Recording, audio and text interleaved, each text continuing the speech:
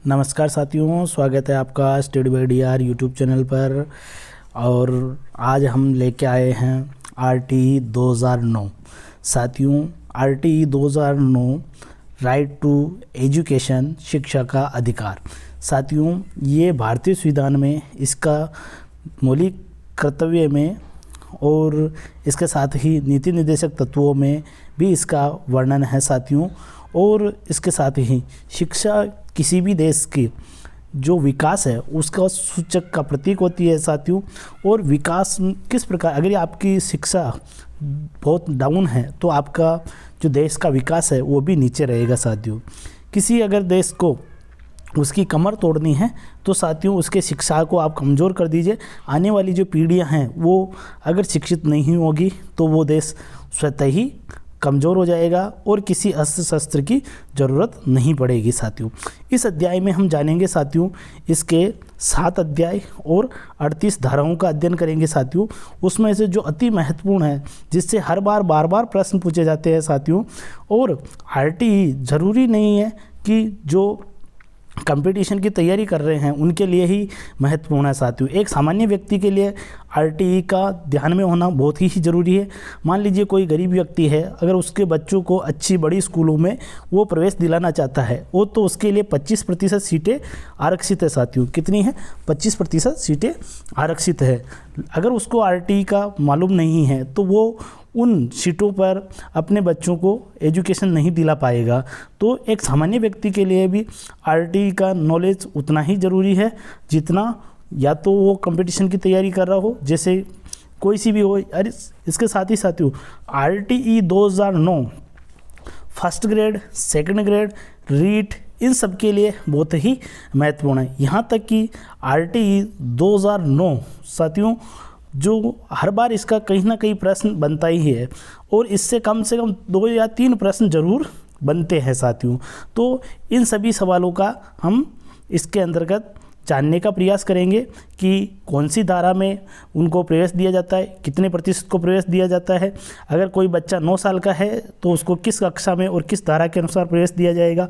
और स्कूलों के अंतर्गत जो एसएमसी होती है, स्कूल मैनेजमेंट कमेटी, कौन सी होती है? स्कूल मैनेजमेंट कमेटी, तो वो किस धारा के अंतर्गत उसका प्रावधान है। तो साथियों, इन सभी सवालों को जानने का हम प्रयास करेंगे और उसके बाद में इसमें लगभग 40 के आसपास जो वन लाइनर है उन पे भी हम चर्चा करेंगे।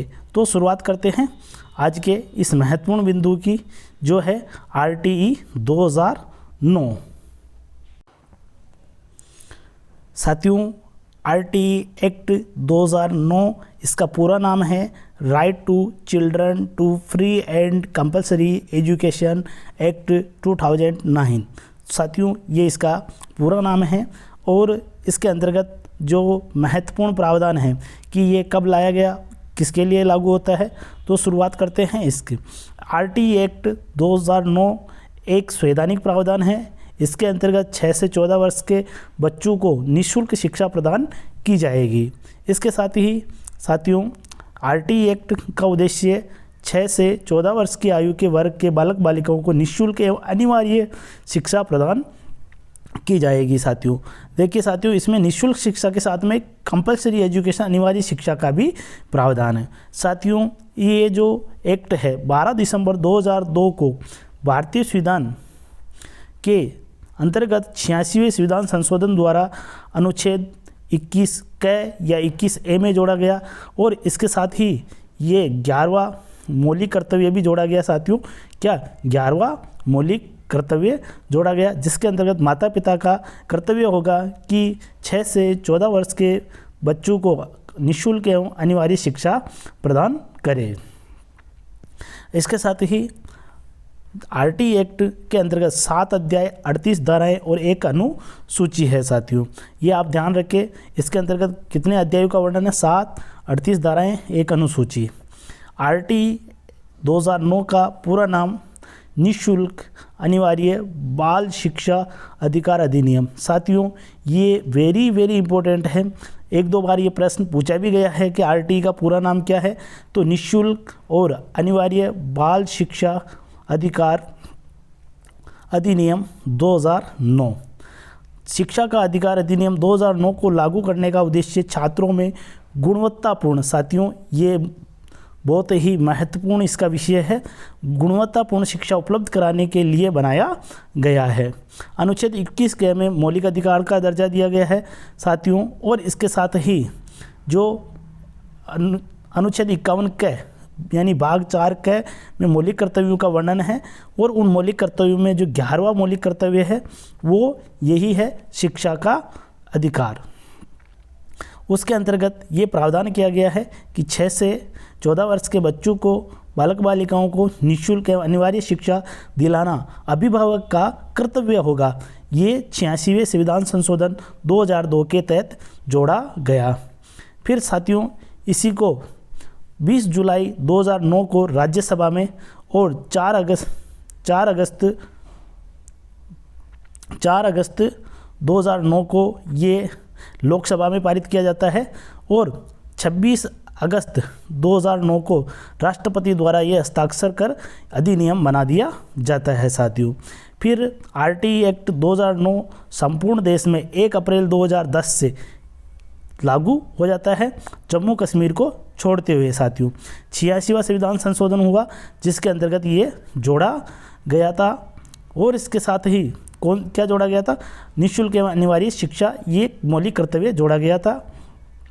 इसके साथ ही ऐसा कानून बनाने वाला, शिक्षा का अधिकार कानून बनाने वाला देश विश्व का 135वां देश है। 1 अप्रैल 2011 से राजस्थान में लागू हुआ, संपूर्ण राजस्थान में। इस पे आप वेरी इंपॉर्टेंट लगा लीजिए साथियों, राजस्थान में 1 अप्रैल 2011 से लागू होता है साथियों। और इसका पूरा नाम है साथियों right of children to free and compulsory education act 2009। फिर इसके अंतर्गत आरटी एक्ट 2009 में 7 अध्यायों का वर्णन है, 38 धाराओं का वर्णन है। 2 दिसंबर 2002 को 86वां संविधान संशोधन किया गया साथियों। इसकी बार बार हम चर्चा कर रहे हैं, ये वेरी इंपॉर्टेंट है। और 21 के और भाग 3 में शिक्षा का मौलिक अधिकार जोड़ा गया साथियों। ये 1 अप्रैल 2010 से आरटी एक्ट संपूर्ण देश में जम्मू कश्मीर को छोड़ते हुए लागू हुआ, और ऐसा करने वाला विश्व का 135वां देश है साथियों। इससे आप अनुमान लगा लीजिए कि भारत की जो शिक्षा प्रणाली है वो कितनी उत्तम है। 135वां देश है साथियों। वर्तमान में लगभग 200 देश के आसपास विश्व में माने जाते हैं, उनमें से 135वां है। इसका मतलब 134 देश ऐसे हैं जिन्होंने शिक्षा को अनिवार्य बना लिया है पहले ही, 2009 से पहले ही। आरटीई एक्ट 2009 के उद्देश्य क्या क्या है साथियों? उद्देश्य याद रख लीजिए आप, शिक्षा का सार्वभौमिकरण करना, शिक्षा का सार्वभौमिकरण करना। फिर इसके बाद में 6 से 14 वर्ष के बच्चों को निःशुल्क एवं अनिवार्य शिक्षा प्रदान करना, गुणवत्तापूर्ण शिक्षा को सुनिश्चित करना। और इसके साथ ही साथियों नोट, ये बात आप ध्यान रखें, ये 3 इसके उद्देश्य हो गए। दिव्यांग बालकों के लिए ये आयु 6 से 14 नहीं है साथियों, 6 से 18 है। वेरी इंपॉर्टेंट है साथियों, 6 से 18 निश्चित की गई है। ये आपको कथन और कारण में पूछा जा सकता है, ऊपर 6 से 14 और नीचे ये दे दिया जाएगा कि 6 से 18 भी इसमें दिव्यांग बालकों के लिए सही है या गलत है, तो ये बिल्कुल सही है साथियों। फिर इसके बाद में शिक्षण के कुछ घंटे निर्धारित किए जाते हैं, न्यूनतम कार्य दिवस एवं शैक्षणिक घंटे निर्धारित किए जाते हैं। कक्षा 1 से 5 200 दिन और 800 घंटे फिक्स किए जाते हैं जो न्यूनतम कार्य दिवस होने चाहिए। कक्षा 6 से 8 220 और 1000 घंटे निर्धारित है जो शिक्षा के लिए ज़रूरी है साथियों। प्रतिदिन शिक्षण की अवधि की बात करें तो कक्षा 1 से 5 प्राइमरी एजुकेशन के अंतर्गत 4 घंटे शिक्षण अनिवार्य है, और इसके साथ ही जो यूपीएस है, उच्च प्राइमरी स्कूल है, उनके अंतर्गत ये 4.5 घंटे शिक्षण अनिवार्य है। बाकी जो समय बचा है साथियों उसमें खेल कूद और अन्य सांस्कृतिक गतिविधियाँ, एक्टिविटी बेस्ड लर्निंग, इस प्रकार के कार्यक्रम करवाना ज़रूरी है साथियों। आप ये करवा सकते हो उनमें। फिर छात्र शिक्षक अनुपात, शिक्षक अनुपात की बात करें 10 साथियों, तो व्यवस्था यानी कि इसकी जो धारा 25 है वो कहती है कि प्राथमिक स्तर पर जो कि 1 से 5 उसमें कक्षा में 30 विद्यार्थी पर एक शिक्षक होना अनिवार्य है। उच्च प्राथमिक पर 35 पर एक शिक्षक होना अनिवार्य है। अगर प्राइमरी में कक्षा में 200 से अधिक विद्यार्थी है वहाँ तो छात्र एवं शिक्षक का अनुपात 40:1 होना चाहिए साथियों, 200 से अधिक विद्यार्थी होने पर। फिर जो दूरी है आरटीई के अकॉर्डिंग विद्यालय से दूरी कितनी होनी चाहिए साथियों? अगर प्राइमरी है तो 1 किलोमीटर, अगर यूपीएस है 6 से 8 है तो 3 किलोमीटर, और इसके साथ ही अगर सेकेंडरी या सीनियर सेकेंडरी है तो 5 से 7 किलोमीटर दूरी होनी चाहिए। इससे ज़्यादा दूरी नहीं होनी चाहिए। अगर इतनी दूरी है तो उनके बीच में अगर ज़्यादा दूरी है तो कोई ना कोई अन्य और माध्यमिक और उच्च माध्यमिक विद्यालय का होना प्रावधान रखा गया है। फिर इसके बाद में साप्ताहिक घंटे यानी कि एक सप्ते में साथियों ये प्रश्न ये जो कथन है ये बहुत ही महत्वपूर्ण है कि एक टीचर के लिए न्यूनतम सप्ताह 45 घंटे होने चाहिए साथियों। इसके साथ ही आरटीई की धाराएं जो मुख्य प्रमुख धाराएं हैं जो हर बार रिपीट होती है, हर बार पूछी जाती है साथियों, उन पे हम चर्चा करना चाहेंगे। तो शुरुआत करते हैं आरटीई की धाराएं। आरटीई की धाराएं में बात करें तो धारा 3, जो धारा 3 है वो कहती है कि 6 से 14 वर्ष के बच्चों के लिए निःशुल्क एवं मुक्त शिक्षा की व्यवस्था की गई है। ये पूछा जा सकता है कि 6 से 14 वर्ष के बच्चों की मुक्त एवं निःशुल्क शिक्षा की व्यवस्था किस धारा में है? तो धारा 1 और 2 को छोड़कर 3 के अंतर्गत रखी गई है। ट्यूशन पढ़ाना निषेध है, धारा 28 कहती है। क्या कहती है साथियों? धारा 28 कहती है कि ट्यूशन पढ़ाना निषेध है।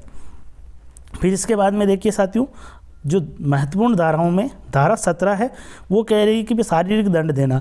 इस प्रकार प्रश्न को ऐसे पूछा जा सकता है साथियों कि एक शिक्षक एक छात्र को प्रश्न नहीं आने पर उसको शारीरिक दंड देता है तो आरटीई की किस धारा के तहत ये दंड का प्रावधान निषिद्ध किया गया है? धारा 15, 16, 17, 18 इस प्रकार से पूछा जा सकता है। आपको पता है साथियों कि जो संविधान की अनुच्छेद 17 है वो क्या अस्पृश्यता का अंत है, उसमें भी यानी कि छुआछूत निषिद्ध है। इसी प्रकार इसको 17 से उस 17 से जोड़ सकते हो। दोनों 17 में खतरा है, दोनों 17 में खतरा है साथियों। तो शारीरिक दंड की ये प्रावधान नहीं है, ऐसा धारा 17 कहती है। फिर इसके बाद में जो धारा 21 है वो उसमें व्यवस्था की गई है कि विद्यालय में जो एक समिति होगी यानी कि एसएमसी होगी, स्कूल मैनेजमेंट कमेटी, एसएमसी, जो एसएमसी होगी साथियों उसके अंतर्गत 75% जो सदस्य है उसके अभिभावक होंगे। कितने होंगे? अभिभावक। 50% महिलाएं उसके सदस्य होगी और उस जो अध्यक्ष होगा उसका वो होगा वहाँ का अभिभावक, जो वहाँ बच्चा पढ़ रहा है उसके माता पिता हो सकते हैं। और इसके साथ ही जो इसका पदेन सचिव होता है साथियों, पदेन सचिव संस्था प्रधान होता है। कौन होता है? उस विद्यालय का, संबंधित विद्यालय का संस्था प्रधान होगा। फिर इसके बाद में धारा 27 है जो ये कहती है कि शिक्षक को जनगणना, आपदा राहत कार्य, चुनाव संबंधी कार्यों के अलावा गैर शैक्षणिक कार्यों में नहीं लगाया जा सकता है। साथियों ये तो सब कहने की बातें हैं, बाकी वास्तव में शिक्षक को शिक्षा से लगभग केवल मात्र 30 से 40% ही शिक्षण कार्य में करवा, बाकी प्रतिदिन ये डाक मांग रहे हैं, वो सूचनाएं मांग रहे हैं। और इसके साथ ही मैं एक शिक्षक हूँ साथियों, तो मुझे अच्छे से मालूम है कि शिक्षण कार्य को इतना गौण कर दिया जाता है कि बाकी सब कार्य इम्पोर्टेंट है, बहुत सारे इतने कार्य आते रहते हैं कि शिक्षण को कम धीरे धीरे उसको टीचर को एक बाबू बना रखा है साथियों। और मान लीजिए जहाँ पे शिक्षक 2 है या 1 ही है तो ऐसी स्कूलों में किस प्रकार से पढ़ाई होती होगी साथियों, आप खुद अंदाज़ा लगा लीजिए। ये यहाँ पे लिखा गया है, लेकिन इनमें तो कभी कभार ही ड्यूटी लगती है। चुनाव 5 साल में एक बार होते हैं, आपदा कभी कभार आ जाती है, जनगणना 10 साल में एक बार होती है, लेकिन इनके अलावा बाकी गैर शैक्षणिक कार्य प्रतिदिन के इतने हैं जिसकी कोई सीमा नहीं है साथियों। अब अगली जो धारा है साथियों उसकी बात करें, धारा 13। ये इसमें किसी प्रकार के डोनेशन या कैपिटेशन यानी फीस का प्रावधान नहीं है, यानी कि जो संस्था प्रदान है वो किसी प्रकार का डोनेशन या फीस नहीं लेगा, किसके लिए, किसी भी शैक्षणिक कार्य के लिए। फिर धारा 12 के अंतर्गत EWS के लिए 25% आरक्षण का प्रावधान है साथियों। और इसके साथ ही बात करें तो बालकों के लिए आयु के अनुसार प्रवेश दिया जाना है। अगर कोई भी बालक है 10 साल से, अभी हमने शुरू में चर्चा की ली थी, कोई बालक है अगर 9 साल का है और उसने कहीं किसी स्कूल में प्रवेश नहीं लिया तो उसको आयु के आधार पर हम कक्षा 4 में प्रवेश देंगे। ऐसा कौन कहता है, ऐसी इसकी धारा 25 कहती है। कौन कहती है, धारा 25 कहती है। इसके साथ ही साथियों जो धारा 29 है वो मातृभाषा में शिक्षा दी जाएगी, गतिविधि एवं समग्र विकास पर केंद्रित शिक्षा प्रदान की जाएगी और विद्यालय के अंदर एक लाइब्रेरी होगी साथियों। ये धारा 29 कहती है। साथियों मातृ शिक्षा यानी कि जो प्राथमिक शिक्षा है वो मातृभाषा में ही दी जाए। मातृभाषा में ये संविधान का अनुच्छेद 350 क्या कहता है कि बालक की जो प्राथमिक शिक्षा है वो मातृभाषा में होनी चाहिए। फिर इसके बाद में इसके महत्वपूर्ण प्रश्नों पे हम चर्चा करते हैं साथियों, वन लाइनर पे, जो इसके अंतर्गत बहुत ही महत्वपूर्ण हमने जो अभी पढ़ा है साथियों उसका ही वन लाइनर है। तो साथियों RTE धारा 2009 के तहत जितने भी प्रश्न बनते हैं उन सभी पे हम 1 बाय 1 चर्चा करेंगे और मुझे उम्मीद है कि शायद इस चैप्टर में से आपके 100% जितने भी कन्फ्यूजन है वो सारे क्लियर हो जाएंगे साथियों। इसके साथ ही शुरुआत करते हैं पहले प्रश्न से। भारत में प्राथमिक शिक्षा को अनिवार्य निःशुल्क बनाने का सबसे पहले विचार किसने दिया था, तो ये गोपाल कृष्ण गोखले ने दिया था साथियों। फिर इसके बाद में देखिए RT अधिनियम 2009 संपूर्ण देश में कब से लागू हुआ, ये 1 अप्रैल 2010 से। फिर आगे अगला है निःशुल्क शिक्षा एवं अनिवार्य शिक्षा अधिकार अधिनियम किसके द्वारा अधिनियमित किया गया, तो संसद द्वारा पारित किया गया था साथियों। आपको ही पता है कि 26 अगस्त 2009 को संसद में ये पारित किया गया था। RT 2009 में कुल अध्याय, धाराएं और अनुसूचियाँ तो 38 धाराएं, 7 अध्याय और 1 अनुसूची का वर्णन है। भारतीय संविधान के किस अनुच्छेद में 6 से 14 वर्ष आयु वर्ग के बच्चों के निःशुल्क अनिवार्य शिक्षा का अधिकार शामिल किया गया, तो अनुच्छेद 21 क में। RT 2009 में पहली बार संशोधन कब किया गया था, तो 2012 के अंतर्गत पहली बार संशोधन किया गया था। RT का पूरा नाम क्या है, निःशुल्क अनिवार्य बाल शिक्षा अधिकार अधिनियम। साथियों ये आप बहुत ही महत्वपूर्ण, आप इसको तो आप याद रख ले, पूरा नाम कहीं ना कहीं प्रश्न में आपको जरूर मिल जाएगा। ये शिक्षा का अधिकार अधिनियम 2009 को लागू करने का उद्देश्य क्या था, तो छात्रों में गुणवत्तापूर्ण शिक्षा, इसके 3 उद्देश्य पहले निर्धारित किए गए हैं जो हमने ऊपर अध्ययन कर लिए हैं साथियों।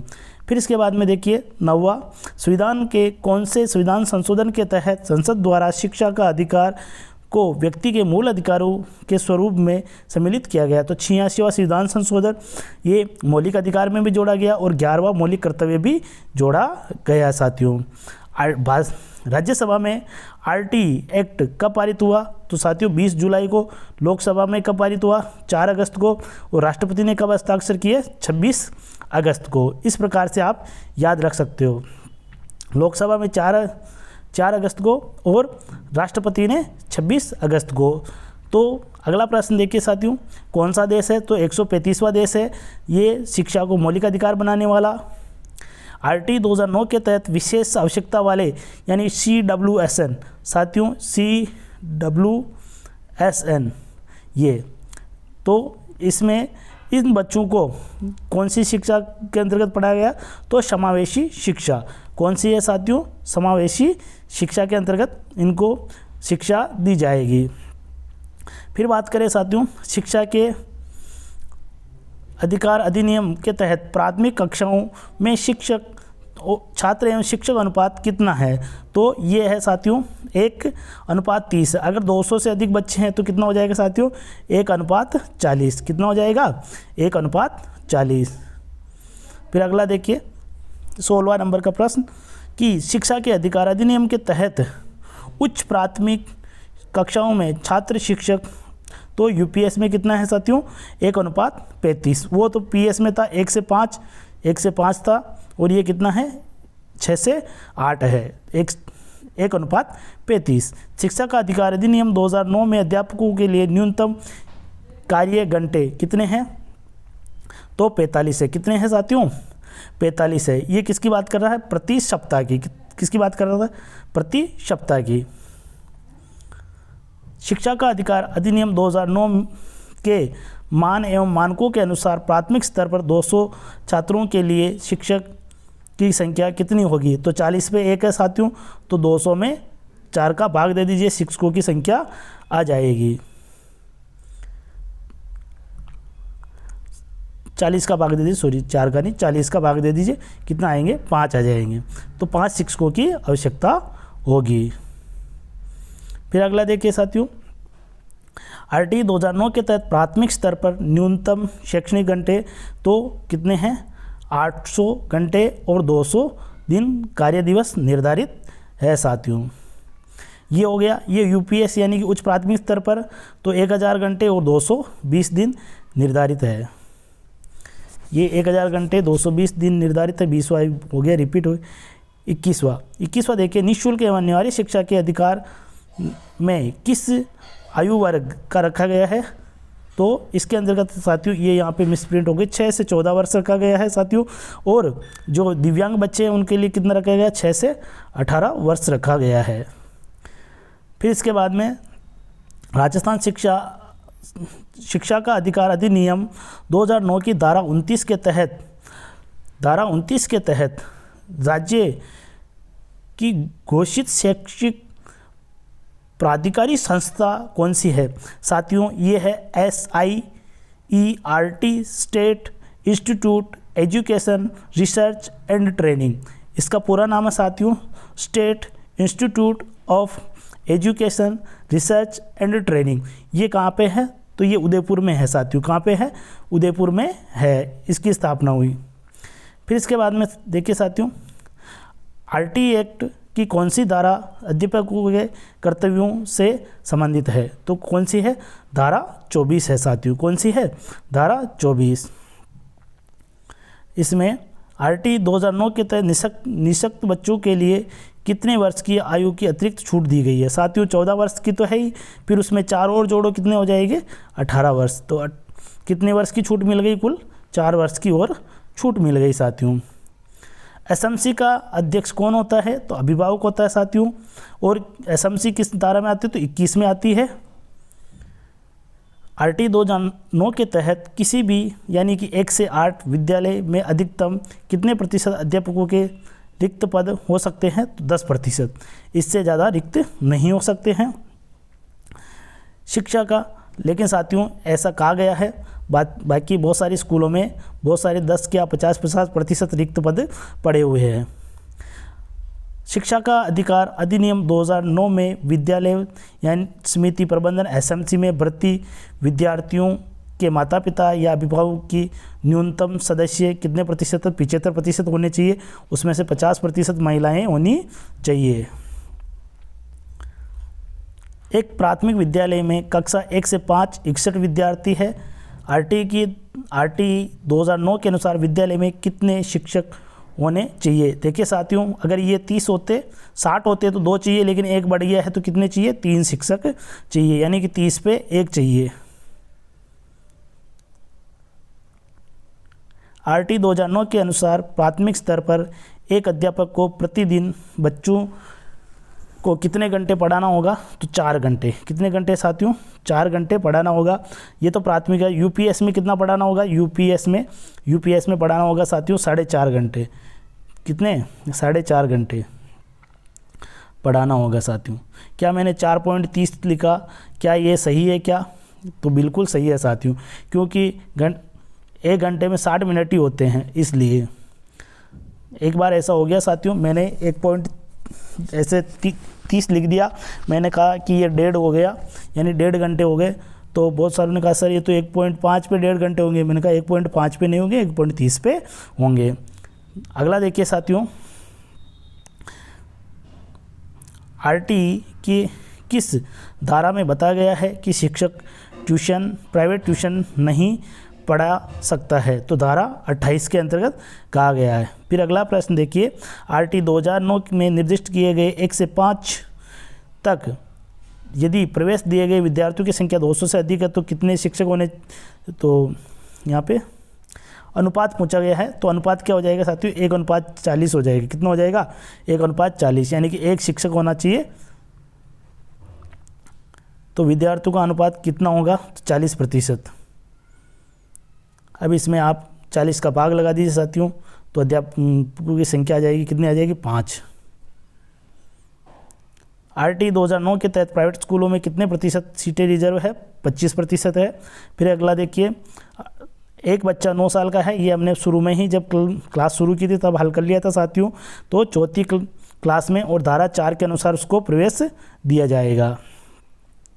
आरटी अधिनियम 2009 की किस धारा के अंतर्गत विद्यालय यानी एसएमसी का प्रबंधन है, प्रावधान है? तो 21 के अंतर्गत प्रावधान है। अगला प्रश्न है कि आरटी 2009 के तहत अध्यापकों के प्रशिक्षण के लिए मानकों का विकास एवं लागू करने का अधिकार किसे है? तो केंद्र सरकार को। किसे है, केंद्र सरकार को है साथियों, जो एनसीईआरटी ये मानक तय करती है। अगला है, निःशुल्क एवं अनिवार्य बाल शिक्षा अधिकार अधिनियम 2009 की कौन सी धारा राज्य सरकार को नियम बनाने की शक्ति देती है? तो धारा 38। कौन सी है, अंतिम और लास्ट धारा है 38। तो साथियों ये आरटी 2009 का संपूर्ण जो सार है साथियों आपके सामने प्रस्तुत कर दिया है।